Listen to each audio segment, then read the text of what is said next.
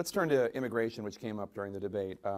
Secretary Clinton brought up your vote against Ted Kennedy's efforts in 2007, his immigration bill. You spoke about that bill on the Lou Dobbs show.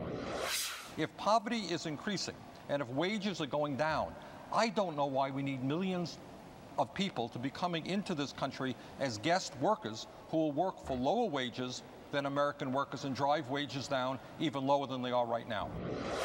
It seems to be that you're suggesting in that 2007 quote that you saw immigration reform, and specifically the guest worker program in that bill, as something that was going to bring down wages for Americans. You are now a proponent of immigration reform, or you've always been in it, but are you opposed? Are you still opposed to that guest worker program idea?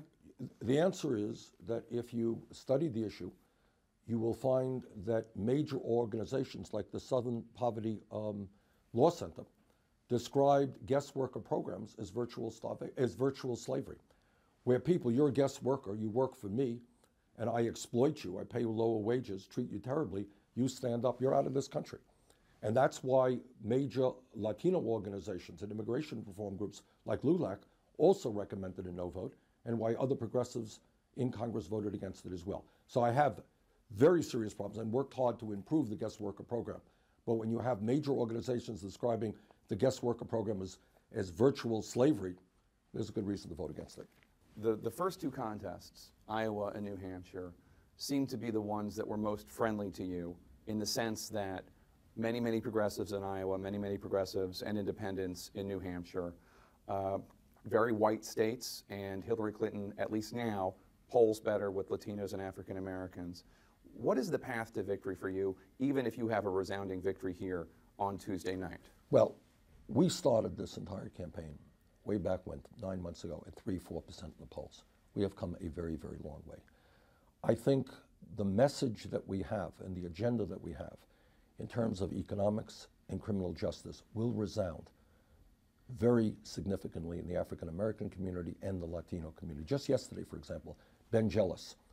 Ben is the former leader of the NAACP, one of the more dynamic civil rights leaders in this country, came on board our campaign, as well as a number of other African American leaders.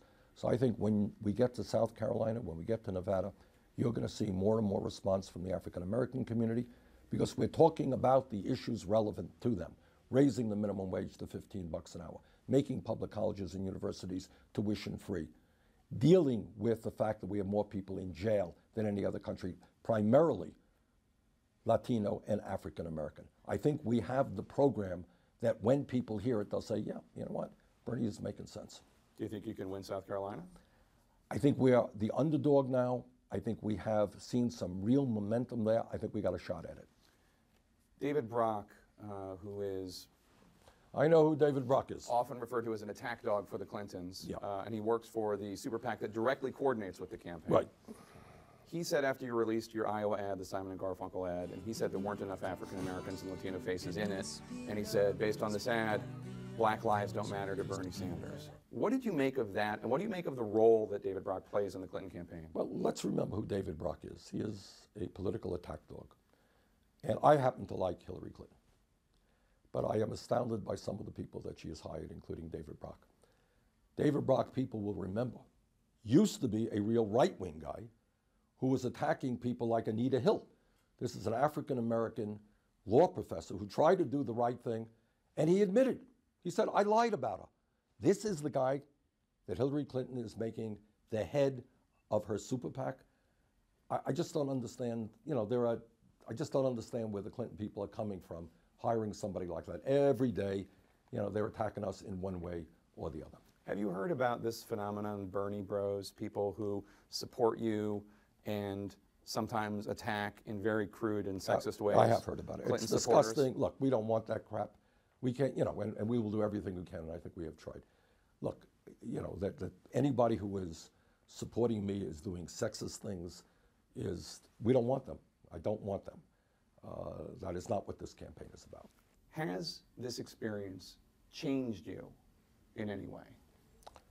It really has, in the sense that I perceive more than ever how far removed the Congress is, and you know, I'm in the Senate, and the establishment media is from the reality of people's lives. It's like two separate worlds. All right? The establishment is here and they're talking about these issues, and people are over there struggling to keep their heads above water economically. Look, we did a meeting in Iowa, in a small town. Woman gets up trying to make it on $10,000 a year, and she broke down to talk about the pain, the difficulty, the embarrassment of trying to make it on $10,000 a year. Of course it moves you. And you see when you're out, I mean, I have seen literally people, Jake, I think 2 instances in Iowa where people have terminal illnesses. I think both of them are in a hospice, and literally they were saying, we want to live long enough to come out to caucus for you. Now, what do you think that does? Thanks so much for your time. Good luck on Tuesday. Thank you very much, Jacob.